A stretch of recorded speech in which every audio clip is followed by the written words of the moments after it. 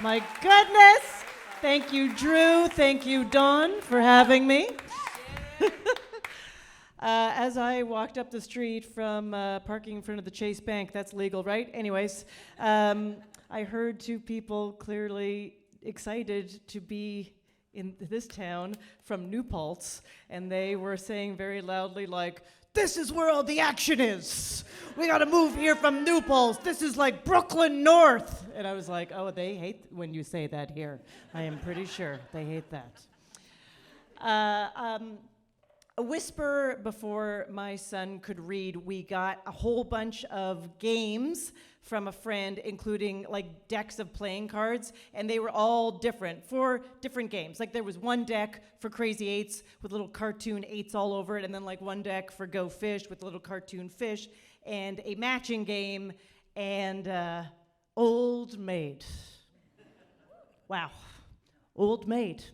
Yeah, in case you forget how that game is played, you deal out the cards, and then you have to make pairs or three of a kind, and if you end up with the Old Maid in your hand at the end, you lose. Everything you need to know about how society sees women is right there. It's all you have to know, okay? How does this still exist? Okay, born in the Victorian era. That's where it started, of course, reinforcing the ideas of the time that the thing that nobody wanted was, of course, a older woman who is both unwed and childless. And I say, this is of a later time, way in the past, but we can agree also kind of now. I just do not understand why has Old Maid not been canceled? Why the fuck hasn't that been canceled? Seriously. We're okay with that? We're okay with that game? Or even just modernized to be about something else that you don't want. Call it messy roommate, call it crypto enthusiast, call it, I don't know, Elon Musk. I don't care. Or if you just want to keep going down the well-trodden sexist path, call it career woman or woman who says, my body, my choice, But Old Maid. And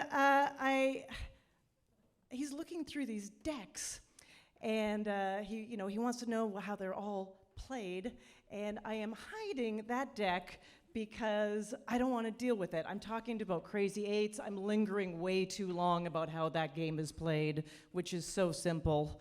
But I'm like, oh, the cards and the pile, because I just don't want to get into it. I just don't want to tell him about this game, as dumb as it is, because I don't like the narrative, and I would think I want to change the narrative in his life, and I don't know how to quite do it. And I'm trying to think about it, but I'm also just so soaked in guilt. Because I am wed, and I have a child, but I am an old mother. I am an old mother, and I gotta tell you, society is so mean to older women until you get pregnant. Then you are a hero. Okay? Oh, yeah. You are considered, it's a geriatric pregnancy, or they also call it pregnant at an advanced maternal age. I always said I was both high risk and an inspiration, but, and you're a medical problem, you're told all the time about all the tests you have to take and all the statistics you're up against, and could you please just do a cesarean, because it's the only guarantee we can give you. And you have to go through that, but at the same time, you're a miracle vessel. You're some sort of like amazing situation. And, and then you have the kid, and everyone's like, see you later. You just are told to like do the best you can and try to keep up. I can't tell you the amount of times that women who are in their 30s who even want to get pregnant maybe come up to me and ask me what magic elixir of medical intervention and witchcraft I went through in order to get pregnant. Because I don't know, I guess fertility is like, I don't know, happiness. Fleeting, you can't believe some people just have it and most of us pay for it. So. And as a older mom, you're judged. You're just judged. I say this, and you go, well, yeah, New York, there's so many. but I don't see them. I don't. I get asked all the time, how long were you trying? I know, and I always just say 5 or 6 minutes, you know.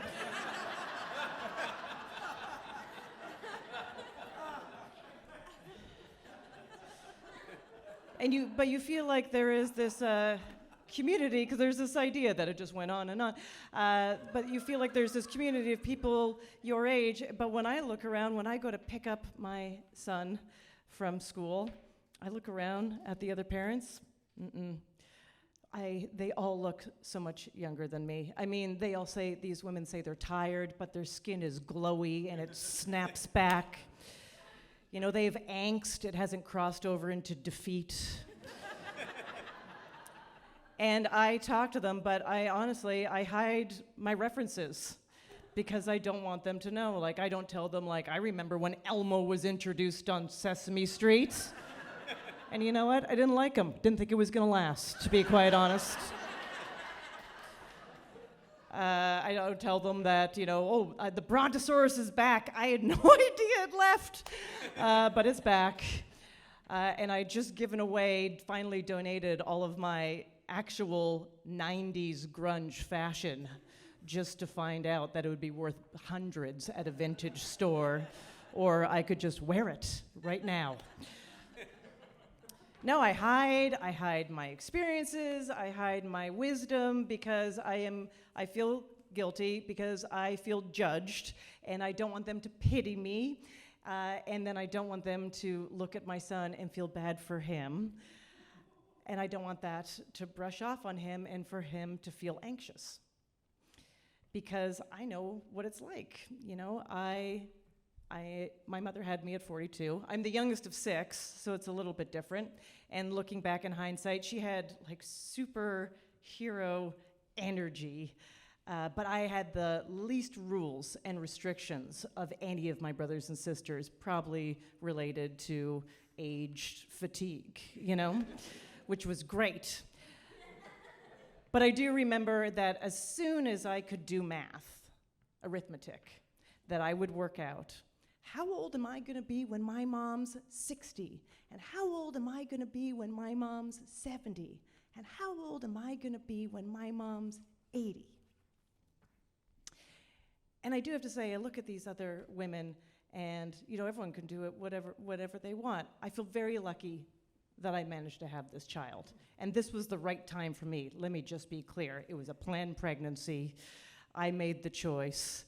And if I would have done it in my 20s, bad idea. I was drinking and smoking and having a great time. If I would have done it in my 30s, bad idea. I was drinking and smoking and having a great time. I hit 40 and I was like, ugh, I'm drinking, I'm not smoking anymore, I'm still having a great time. But a few years later when it happened, I was like, this will be my excuse to get out of everything. I can't wait. It was the perfect time. It was the perfect time.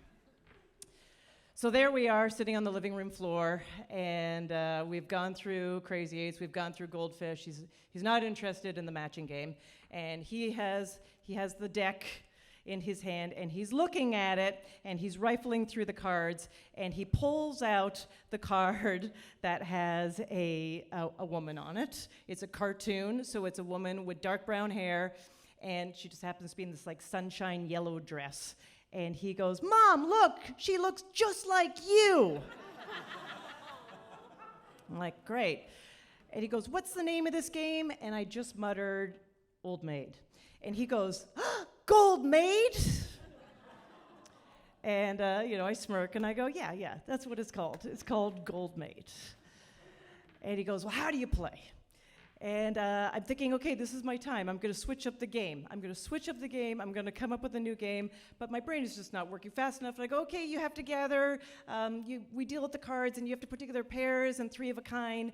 And then whoever ends up with that card at the end, and my son goes, wins! And I think, yeah, that's the story. The game is called Gold Maid. And we deal out all the cards. And if you're lucky enough to get that card at the end, you win. Yeah.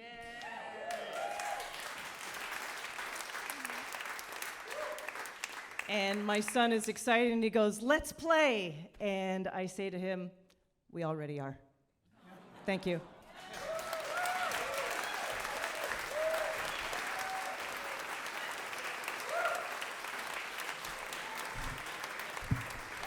Ophira Eisenberg.